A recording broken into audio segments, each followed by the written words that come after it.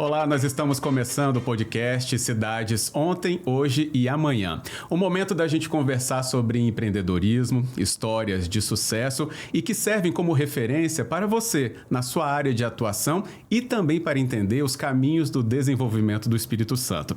Hoje, em especial, nesse episódio, nós vamos comentar a história de uma das marcas mais gostosas do Espírito Santo e, obviamente, também recheada de muito sucesso e ensinamentos. Le Chocolatier, que vai participar com a gente hoje justamente falando sobre todo esse momento em que guarda também um pouco do DNA capixaba. Quem participa conosco hoje no nosso podcast é o Márcio Piana, ele que vem representando a empresa e vai comentar muito mais a partir de agora com a gente.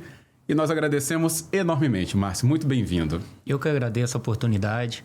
A Le Chocolatier é muito feliz de estar aqui. Acho que vamos tentar trazer um pouco de empreendedorismo, um pouco do case.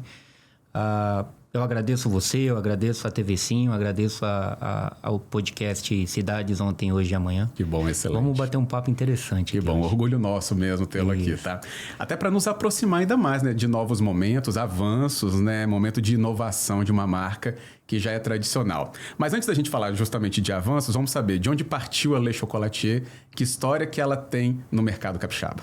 A Le Chocolatier, ela se iniciou, ela foi criada em 1985, né, com um conceito muito legal de que naquela época se existia muitos chocolates mais populares, né, mais básicos, né, sem aquele conceito de que os chocolates europeus tinham. Então, esse foi o primeiro conceito do primeiro dono, né? Hoje, a gente tem uma gestão que não é a primeira gestão, e ele trouxe exatamente isso, né? Por que eu preciso ir para a Europa para comer um bom chocolate?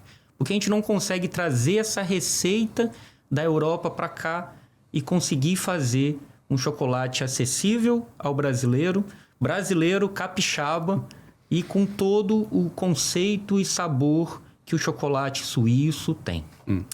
Esse momento de traduzir isso, melhor dizendo, né, para o gosto do capixaba, tem alguma peculiaridade? Por exemplo, a gente tem amêndoas aqui no estado, são essas que são escolhidas ou não é propriamente esse o perfil? Porque a gente pode ter, obviamente, blends também, né? Claro. De como é tratada a matéria-prima na Le Chocolatier?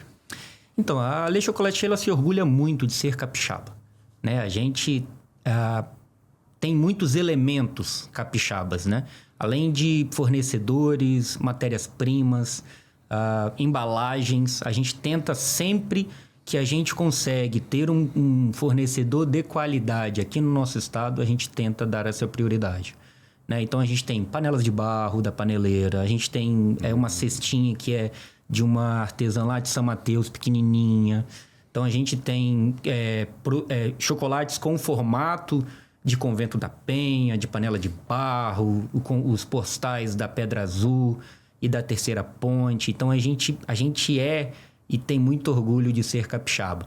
E quanto ao sabor, sim, a gente sempre pensa no que o mercado está consumindo, o que o capixaba gosta, né? A gente tem muita coisa a nível Brasil, mas também coisas capixaba. Eu acho que existe uma tendência capixaba, por exemplo, de consumir banana passa, um conceito de um gosto mais puxado para banana.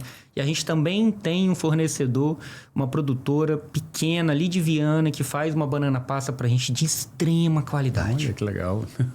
Ou seja, um cuidado, né, para essa entrega acontecer com a qualidade. Obviamente que a Le Chocolatier já traz tradicionalmente no nome, mas assim, apurar no gosto, melhor ainda, né? E identificar esse gostinho de banana, acho que o capixaba bota banana na moqueca, né? É a moquequinha de banana e tem outros tantos momentos aí. Exatamente. E a empresa não fechou o olho para isso, né? Para ter uma característica ainda mais local. Claro. O chocolate da Le Chocolatier, ele tem 3 valores, né? Ele é um chocolate puro, ele é fresco e ele é sem conservante, né? Então, esses são os nossos pilares, esses são os nossos valores, é a nossa diretriz que está em todo momento, em todos os setores da empresa. Lá na venda, nas reuniões de criação de produtos, nas reuniões de criações de embalagem, tudo isso a gente sempre vai estar pautado em cima desses 3 valores: puro, fresco e sem conservante. E é uma coisa que o capixaba cada vez mais traz, né? A nossa cidade é uma cidade litorânea, é uma cidade que tem esse conceito que as pessoas têm uma saudabilidade, né? Normalmente, quando tem uma cidade de praia, tem um pouco mais disso, né? As pessoas querem correr, querem fazer mais exercícios. Mais ativa. Né? Isso, e aí a gente traz esse produto com essa questão, né? Da pureza, do sem conservante, a gente entregar o produto mais fresco possível para o cliente, com produtos com conceitos de sem açúcar, de sem leite. Então, a gente tem bastante coisa que consegue atender o nosso público capixaba. Excelente. E qual é a presença das lojas da Le Chocolatier?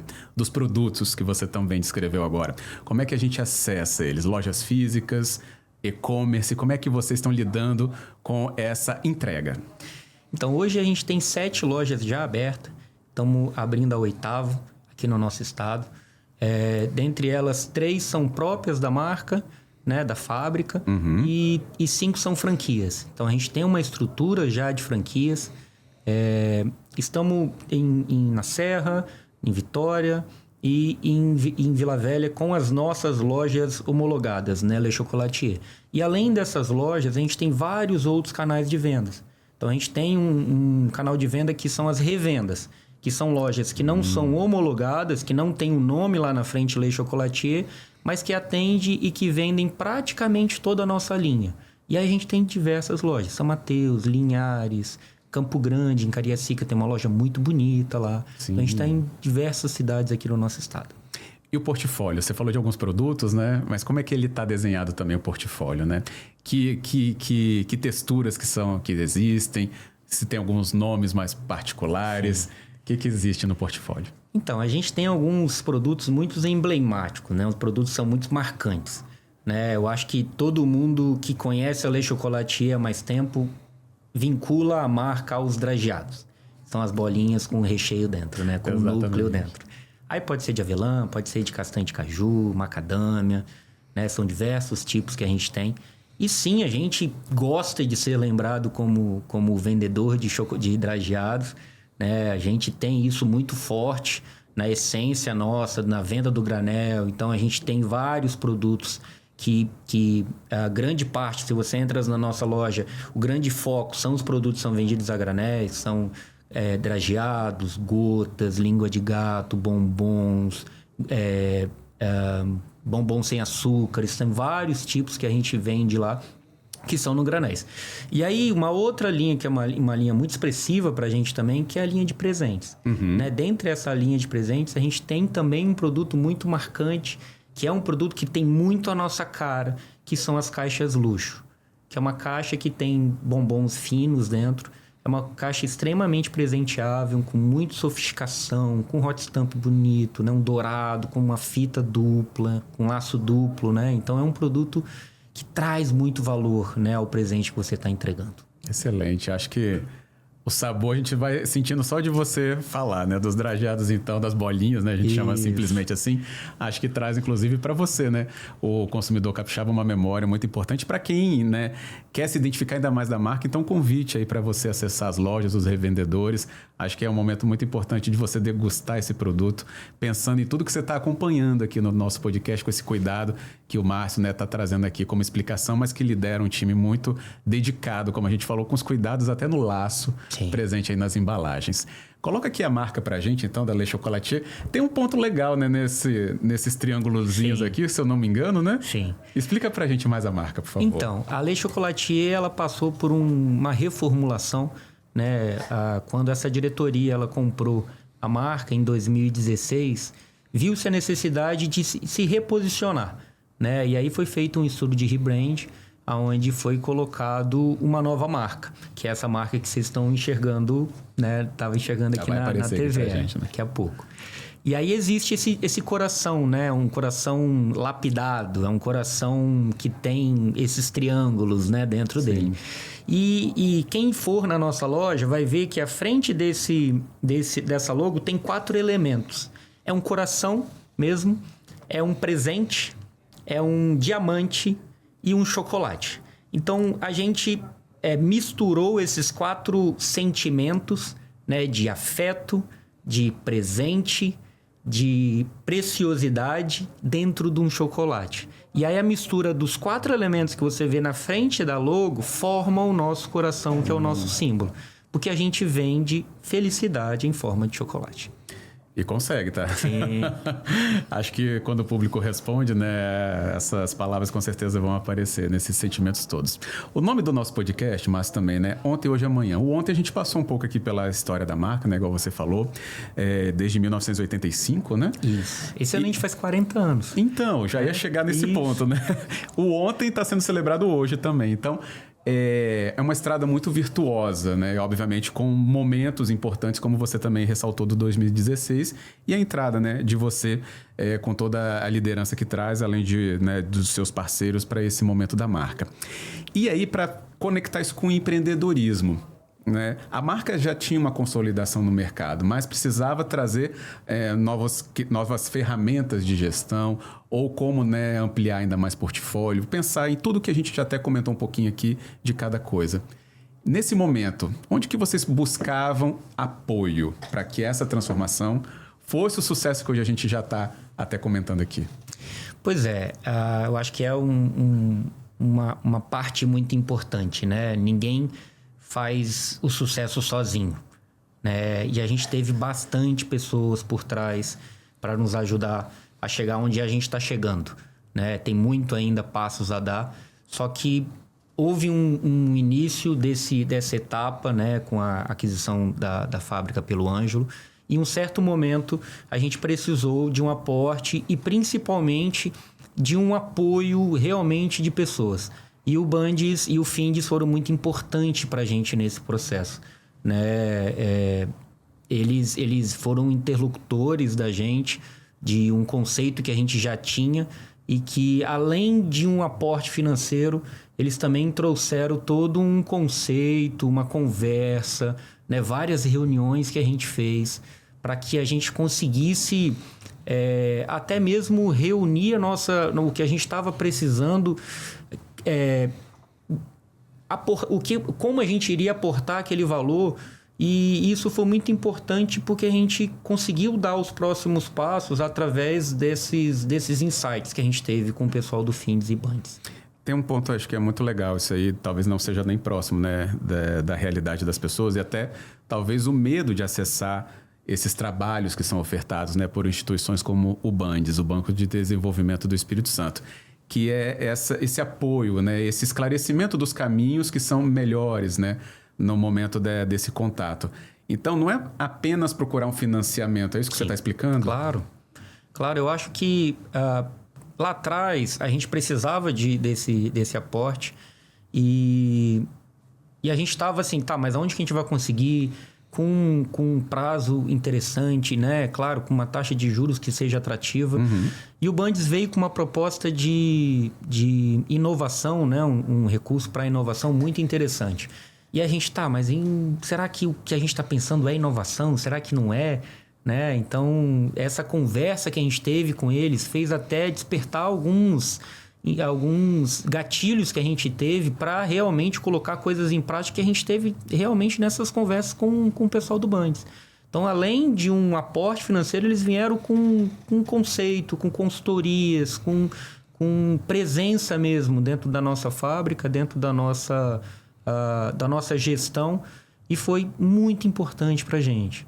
Isso que é legal, porque acaba aqui nas palavras do Márcio, né, a gente entendendo que o conceito da inovação não é você criar uma indústria tecnológica, né, de robôs ou de inteligência artificial. A gente está falando de uma indústria de chocolate, né, tradicionalíssima, 40 anos, né, isso, em 2025.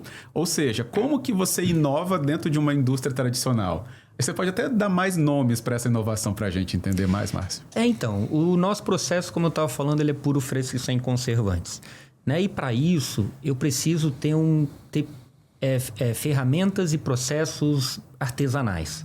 E aí, como você vai inovar processos artesanais? Como você vai modernizar algo que é mais rústico, vamos dizer, mais manual? Né? Então, realmente, isso para a gente foi uma complexidade de entender o que a gente precisava. Né? E a partir do momento que a gente foi entendendo que melhorias de processo né? Inovações voltados para novos produtos, inovações voltados para procedimentos e processos dentro da linha produtiva, encaixava dentro desse conceito que o Bandes trazia. Então, para a gente foi muito importante, né? E a gente entendeu no final que realmente tudo que a gente fazia era inovação, né? Era inovar, porque a partir desse conceito surgiram novos chocolates, surgiram novos produtos, surgiram novos conceitos, né? A gente teve uma capacidade produtiva que ela chegou a ser multiplicada por 4, né? Então, hoje a gente tem 4 vezes a capacidade produtiva que a gente tinha no passado. Então, hoje a gente consegue ter muito mais... uma oferta muito maior de produto. A gente consegue linhas e canais de distribuições diferentes através desse sistema de inovação que a gente fez. Então, isso foi bastante eficaz para a gente. Sim. Mas crescer 4 vezes em quanto tempo? Então, isso foi através de melhorias de processo e melhorias de estrutura, né? Então, a gente contratou uma consultoria onde essa pessoa ela veio e conseguiu ajustar primeiro processos, né? Que, em tese, você não precisa de tanto investimento. E depois veio realmente com implementações de melhorias de maquinário, melhorias de linha de produção. E aí a gente conseguiu, né, esse feito de que hoje a gente tem uma capacidade produtiva quadriplicada. É impressionante. É impressionante. Porque para, né, qualquer indústria que você fale, né, que cresce 4 vezes, isso já mostra o trabalho eficiente, como você falou, né, da eficácia, muito consistente mesmo e presente. Teve que mudar de casa para caber tudo isso aqui? Pois não teve. Né? Não teve. A gente, em questão de espaço, não mudou praticamente nada. Para não falar que a gente não fez aumento de espaço, a gente tirou uma salinha que tinha 2 metros quadrados, 3 metros quadrados. Mínimo, uma salinha, né, minúscula. Mas acho que é aí que mostra o valor da inovação, né? Sim. Que dentro do que você já tinha, olha o aumento, né? Sim. A expressão desse número. Era muito de entender como a nossa máquina funcionava e como ela conseguia ter etapas independentes. No passado, para fazer uma etapa, ela dependia da outra, como estrutura de depósito, né? E aí, ao separar essas 2 etapas, só aí a gente já praticamente triplicou a produção. E aí, com melhorias de processo, diminuição de tempo de setup, a gente conseguiu fazer com que a gente chegasse nesse número de 4 vezes a nossa capacidade produtiva. Tem uma questão, não é só maquinário, né? Tem que organizar a mão de obra, né? Sim. Seja que está lidando diretamente, né, com essa máquina, ou seja com quem está lidando aí na gestão, nos seus diferentes níveis das vendas, né? Já que vocês têm as fábricas, as lojas próprias, né? Como é que é lidar com essas pessoas, né? E levar elas junto, né, nesse desenvolvimento? Pois eu acho que qualquer empresa... O mais difícil, o mais complexo é gerir pessoas e principalmente gerir clima. Né? Eu acho que a partir do momento que você tem um clima agradável dentro da sua empresa, que as pessoas estão do seu lado, que as pessoas acreditam o que precisa ser feito e acreditam na mudança que está acontecendo, eu acho que tudo fica muito mais fácil. Né? E isso para a gente não foi fácil, lógico. Né? A gente vem de um processo muito rudimentar. Né? Os processos até 2016, eles precisavam ser melhorados, ser automatizados, ter um sistema de gestão um pouco mais apurado. Só que para você fazer isso, é mudar a cabeça de quem está lá dentro. Esse é o mais difícil, a mudança de cultura. E, teoricamente, mudança de cultura nos estudos dizem que a gente precisa de 3 anos. E é o tempo que a gente está aí concluindo. Então, hoje, sim, a gente está encerrando um processo, né, de implementação de uma gestão realmente de toda a parte fabril dentro de um programa, dentro de um sistema, coisa que até 6 meses atrás a gente não tinha. E aí, já que vamos falar de inovação, vamos falar sim de inovação agora tecnológica, né? Que foi um resultado, foi um resultado também de todo a mudança de entendimento do processo, né? Do sistema que a gente teve lá atrás, quando deu o start no Bandes. E aí a gente vem com a questão do pessoal, de trazer as pessoas para perto, de valorizar a mão de obra que está dentro da casa, né? A gente teve... a gente tem muita gente lá dentro com muito tempo de casa, né? A gente tem pessoas lá que trabalham há 20 anos, 25 anos. E dentro da fábrica, isso é um percentual alto. Então, assim, são pessoas que já conheceram a cultura antiga e para ter essa mudança foi um pouco resistente. Mas a partir do momento que eles entenderam, com muita persistência e leveza para que eles entendessem aonde a gente iria chegar com essa mudança, eu acho que a coisa foi fluindo, né? Hoje a gente tem um sistema de produção lá muito eficiente. Estamos com bastante melhorias contínuas todo dia, né? A gestão de eventos, que a gente chama de eventos, né? Que são Páscoa, Natal, Dia dos Namorados. Hoje é muito mais eficiente do que o passado.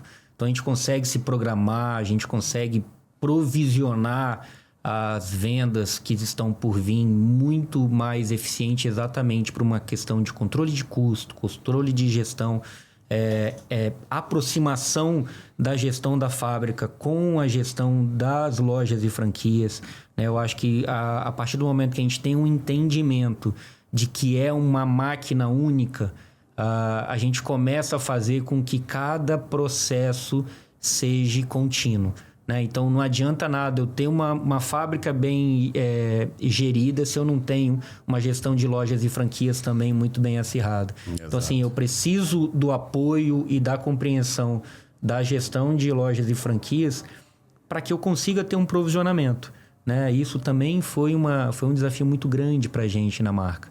E hoje, graças a Deus, a gente tem essa gestão muito bem feita. E aí entra um ponto assim, até para fazer essa mesma linha, né? Da fábrica para a loja, tem que pensar em logística também. Sim. Né? Teve alguma olhar especial para logística também nesse período?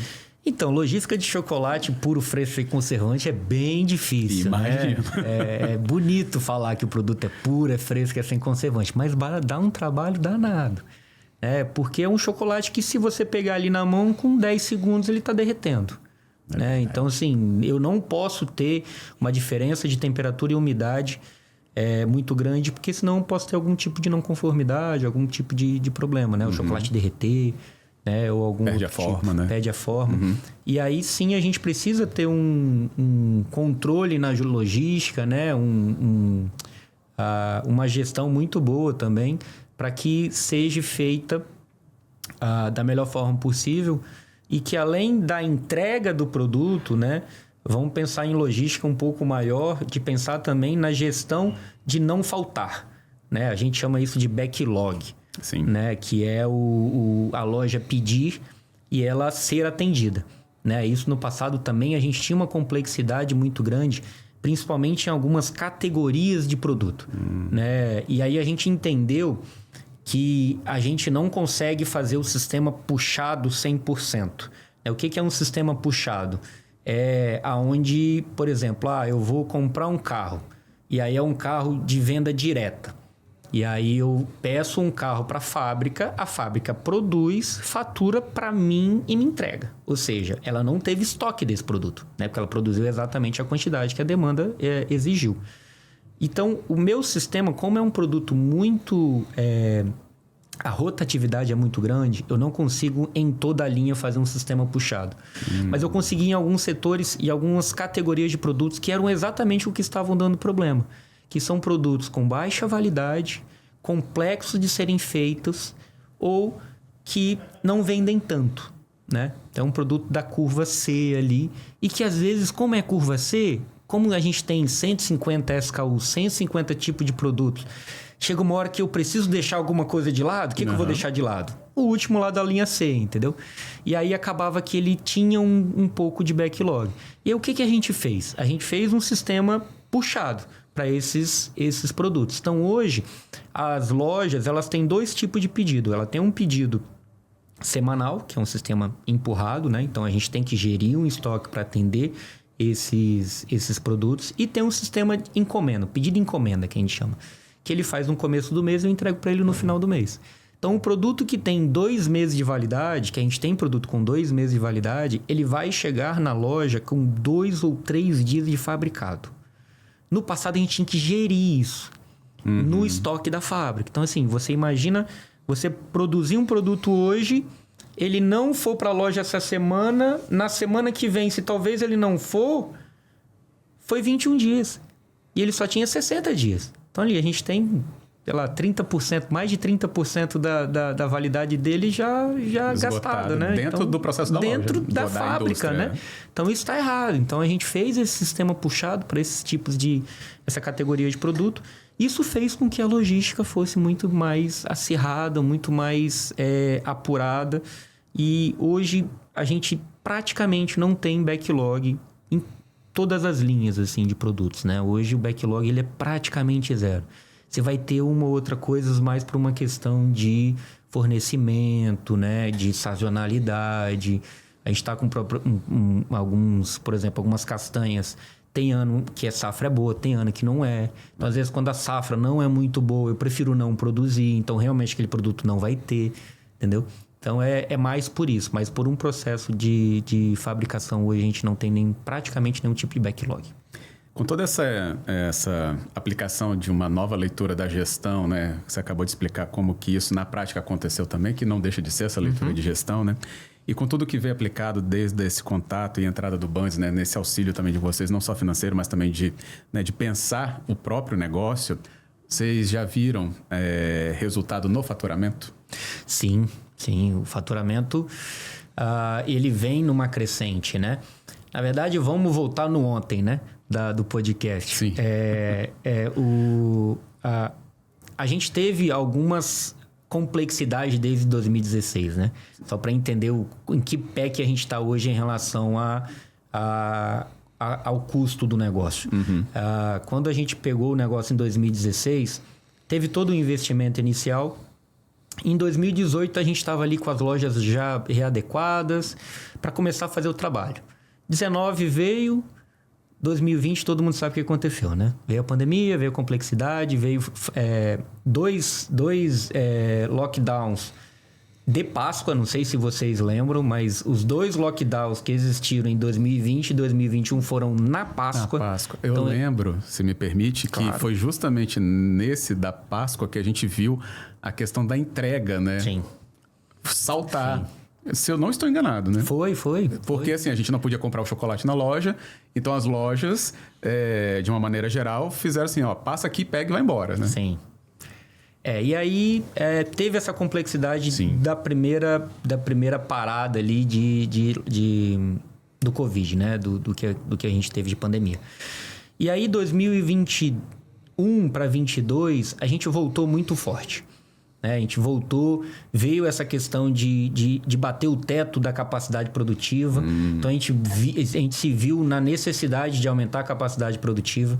E aí que veio todo esse estudo de 2023, né? 2022 para 2023. E para aumentar essa capacidade produtiva. E em 2023, final de 2023, início de 2024, a gente teve outra questão muito complexa que não foi tão disseminada, né? Que não foi tão popularizada como o Covid-19, que foi o aumento do custo do cacau. Né? Isso para a gente impactou de uma forma muito complexa. Brutal. Muito complexa. Porque o que eu pagava, vamos colocar em custo de matéria-prima, né? O cacau você faz 3 subprodutos, 2 a gente usa, né? Que é o líquor de cacau, que é a parte escura do chocolate, e a manteiga do cacau, que é a oleosidade que eu preciso para ter a liga do chocolate. Né? Como o nosso produto é puro, que é o primeiro valor, a gente não substitui matéria-prima. Então, a única gordura, né? O único óleo que a gente usa para fazer o nosso chocolate é exclusivamente a manteiga do cacau. Tá?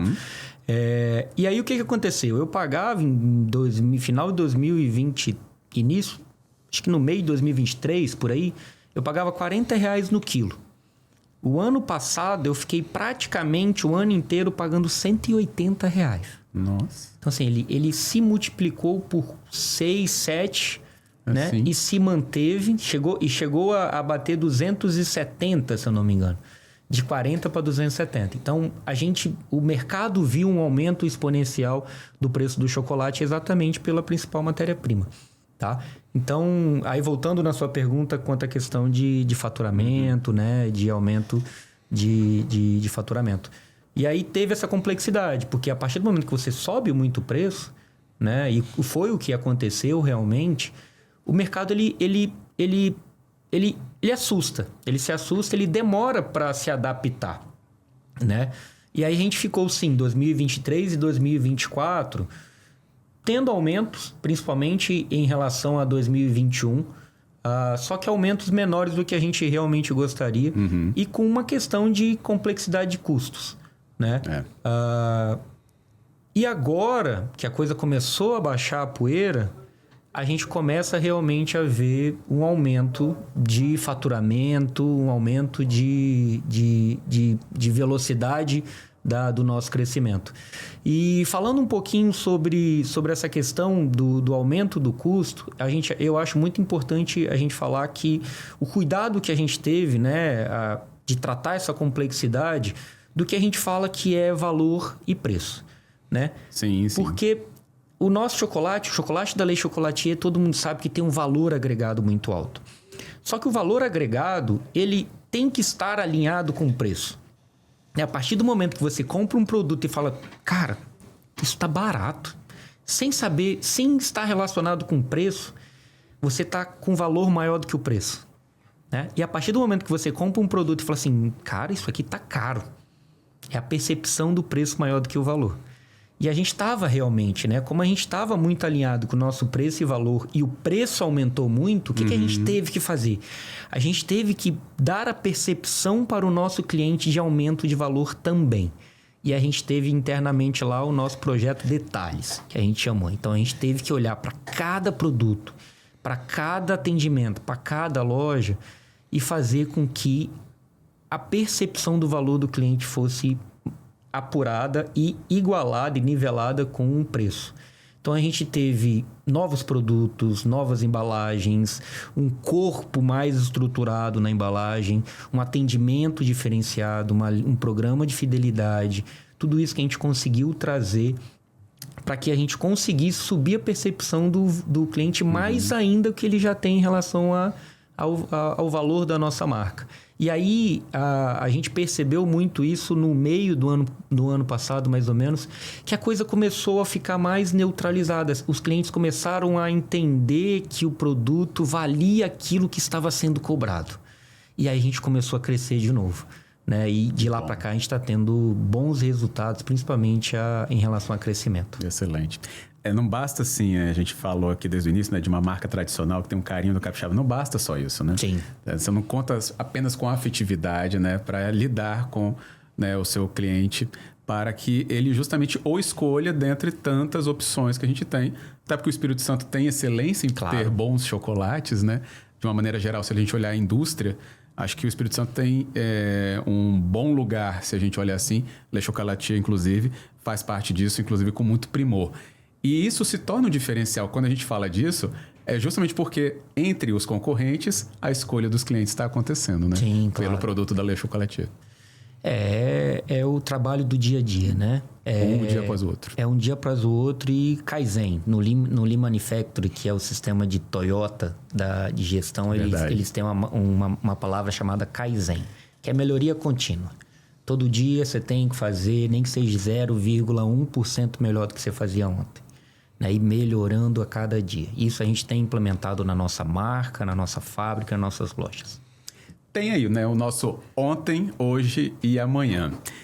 E nesse momento em que a gente olha essas transformações, não só da empresa como ela passou e você já nos explicou, né, as nossas cidades mudaram, né? Sim. A gente vê que pelo menos algumas lojas que eu estou lembrando aqui de cabeça, por exemplo, da Le Chocolatier, estão no mesmo lugar há muito tempo. Sim. Né? E muita coisa se desenvolveu no entorno dela, mas ela ficava ali como uma referência forte. Para isso, vocês também têm estratégia de ser essa âncora de referência geográfica até, Márcio? Sim, o conceito da marca é estar nos melhores metros quadrados da cidade. Né? Então, a gente está dentro do aeroporto, a gente está dentro do Shopping Vitória, a gente está na Praia do Canto, a gente está na Praia da Costa. Né? Itaparica crescendo muito, agora vou até trazer uma novidade. Estamos já em processo de construção de uma loja lá em Itaparica. Que bom. Então é um crescimento que Itaparica tem tido. E a gente agora acredita que o potencial do bairro, né, de Vila Velha, seja a hora da gente abrir uma loja lá. A gente está com bastante expectativa para isso. Então é o cuidado, né, de cada detalhe. E isso faz, acho, agregar ainda mais, né? Tudo isso. Obviamente, uma nova loja traz novas chances de emprego, né? Sim. Então, é isso que os investimentos acho que acontecem, né? Quando eles vêm do faturamento maior, quando vem de um financiamento que tem todas as características que o Bandes, né, colocou para vocês facilitados, mas também de acompanhamento para o desenvolvimento do que eles, né, estavam disponibilizando. Então, é transformação não só, como a gente falou agora, do espaço físico, mas da vida das pessoas, né? Como você falou dos trabalhadores que já tem longas datas, né, de trabalho na fábrica, mas as lojas talvez tenham um revezamento até maior, ou seja, amplia-se cada vez mais o impacto disso na sociedade? Você lê assim? Claro. Quando você empreende, não é só sobre valor, né? Não é só sobre dinheiro, é sobre pessoas.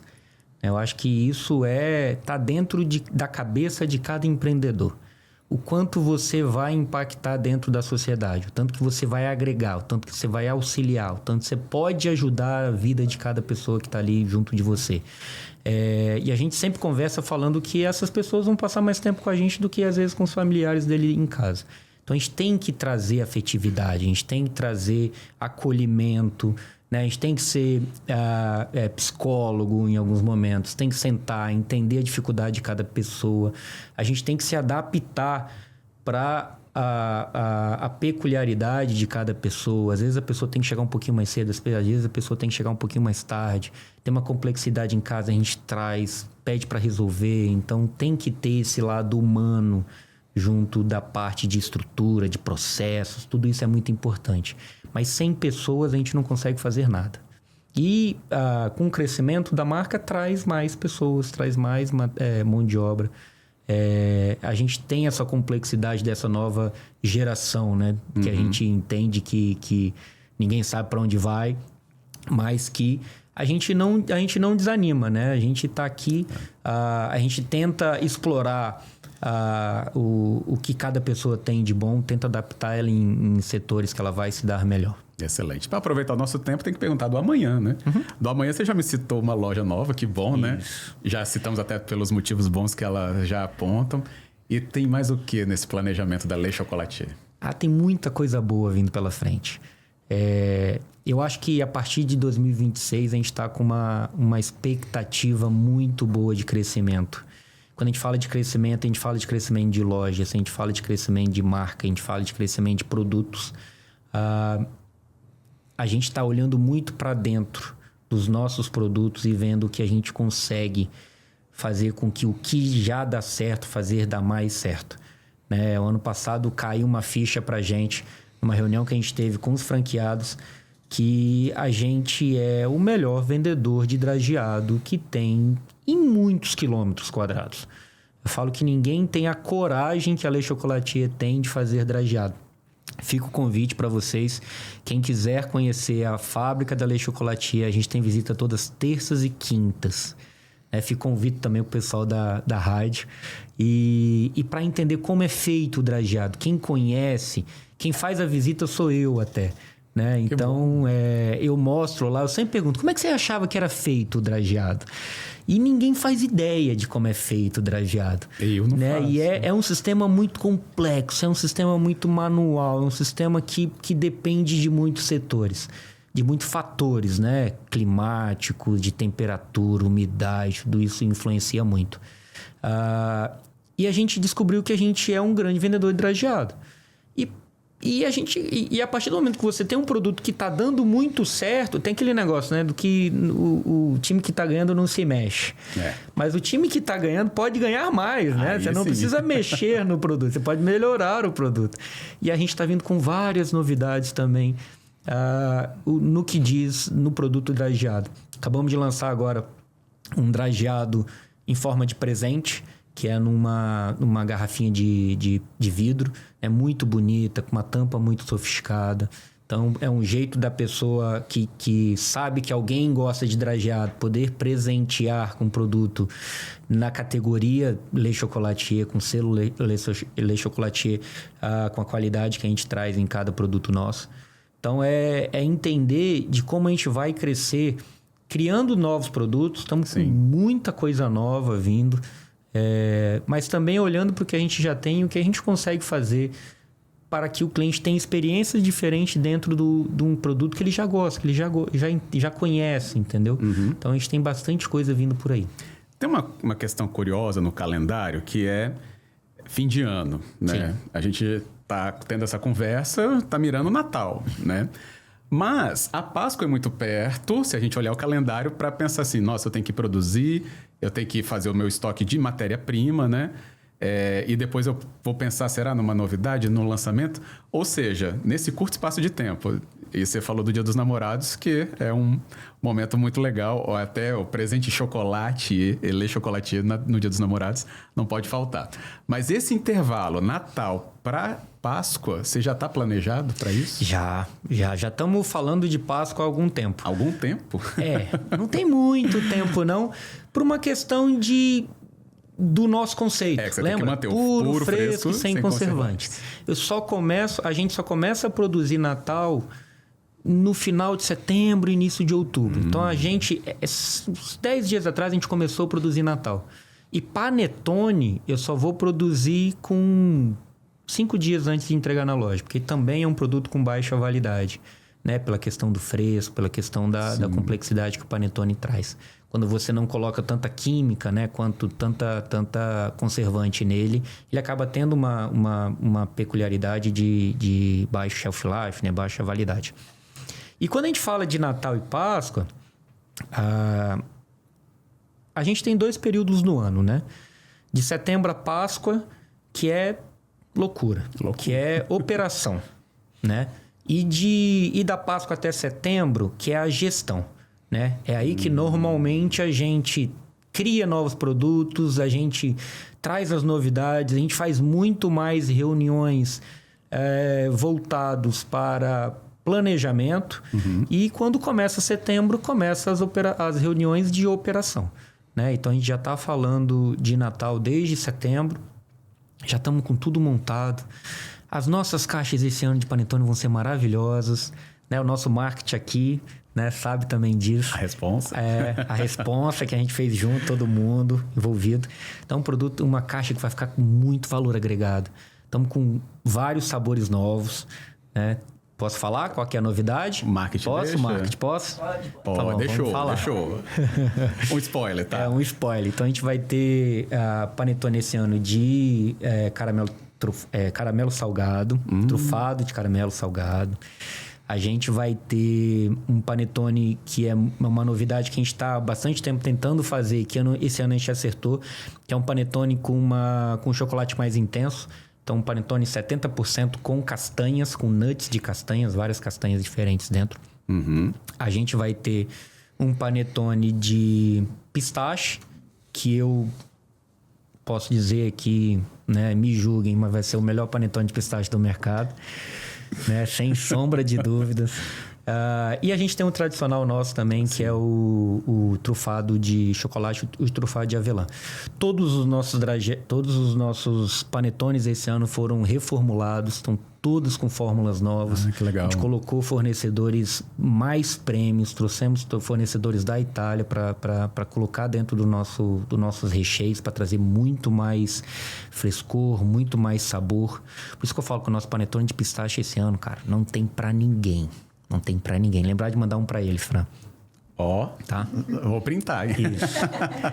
Tá, então, o Natal é isso. O Natal e Páscoa pra gente representa entre 30% e 40% do faturamento anual. Nossa. Então, é muito expressivo. Exatamente. Natal, ele tem essa questão do panetone, mas a Páscoa é mais ainda. Então, assim, quando a gente acaba o Natal, a gente tem uma semaninha ali para dar uma descansada, e quando começa o dia 2 de janeiro, já começa a produção de Páscoa, porque a gente também tem que ter uma produção muito alta E a gente não consegue produzir antes, né? A gente não tem essa questão de validade alta para conseguir produzir já a partir de junho, julho, agosto, como algumas marcas fazem. E a gente consegue, para a gente conseguir atender esses nossos valores. Excelente.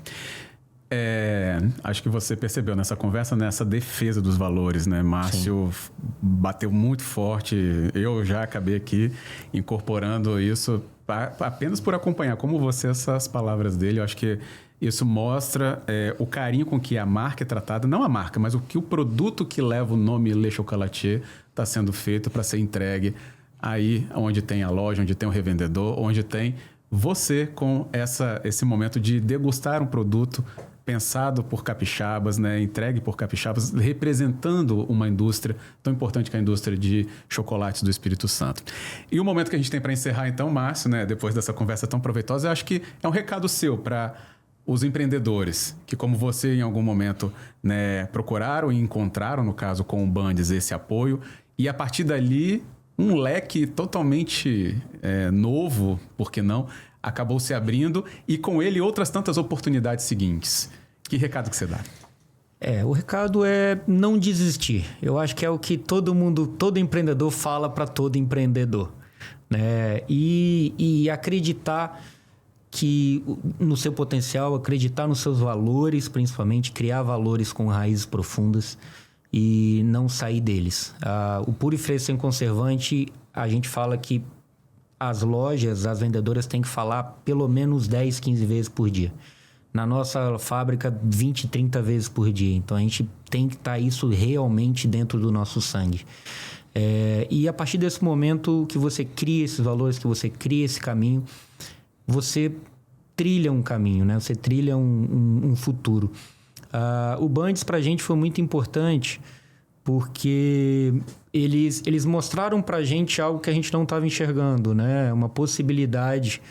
E isso vem também através do Findes, que foi realmente esse interlocutor com o Bandes, de mostrar que a gente precisava de um recurso e o Bandes tinha um produto muito adaptável para que a gente pudesse atender essa demanda e que a gente teve muita conversa, né? Eu acho que a gente conseguiu se adaptar. É isso que o empreendedor precisa, né? Ele precisa se adaptar o tempo todo. Ele precisa ser um camaleão. Ele precisa, aonde ele estiver, ele conseguir sobreviver, ele conseguir passar por todas as dificuldades e ter sempre um apoio por trás. O Findes, ele tem muitos produtos, né, que atendem às demandas da indústria. É uma instituição que está sempre ao nosso lado e a gente usa bastante isso, né? Eles têm sempre essa parceria com o Bandes, mas eu acho que é o sentimento de você não estar sozinho. Né? Se você tem alguém ao seu lado, você consegue o apoio, você consegue prosperar. Que bom. Queria dar parabéns por tudo que você contou aqui pra gente. O trabalho eu já vi que não vai se encerrar apenas, né, num calendário, como a gente acabou de dizer, mas ele é um processo contínuo de melhoramento e de encantamento, de saber da visita na fábrica, de saber sobre você saborear com a palavra o sabor que você vai trazer novo para o mercado, né? Toda essa questão dos valores, né? Do puro, fresco, sem conservantes, defendido como realmente algo que está presente em cada pedacinho de Le Chocolatier. Parabéns mesmo, viu, Márcio? Obrigado. A gente que agradece. Espero ter trazido um pouquinho mais de informação. Vem para Le Chocolatier, vem conhecer o nosso produto, vem conhecer o conceito da nossa marca. Tenha certeza que as meninas das lojas estão preparadas para atender vocês, estão preparadas para trazer esse encantamento que a felicidade ao comer chocolate tem. Então, deixamos mais uma vez a porta aberta da fábrica, né? A fábrica fica no bairro de Fátima, ali na divisa com o Jardim Camburi. Todas as terças e quintas a gente tem visitas. A gente recebe muitas escolas, a gente recebe visitas avulsas. Então, é um momento de muita interação.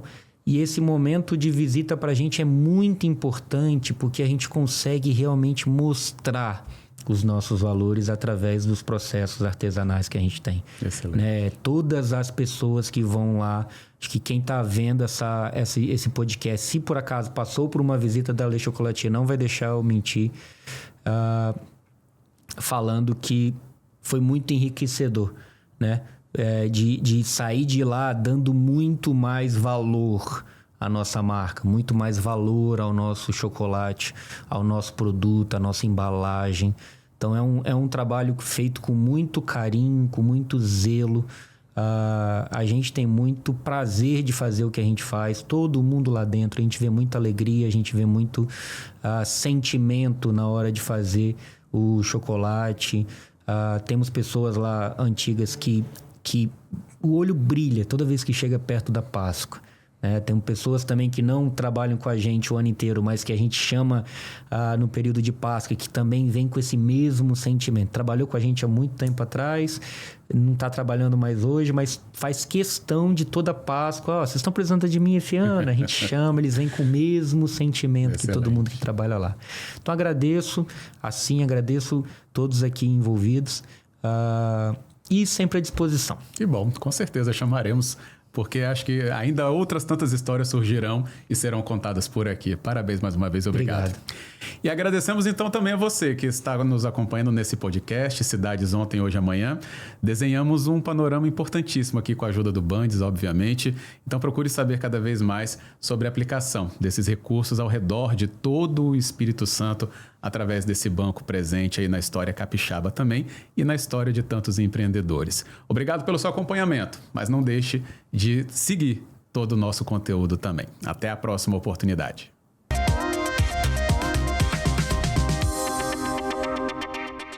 Bandes, liderando a transformação sustentável do Espírito Santo.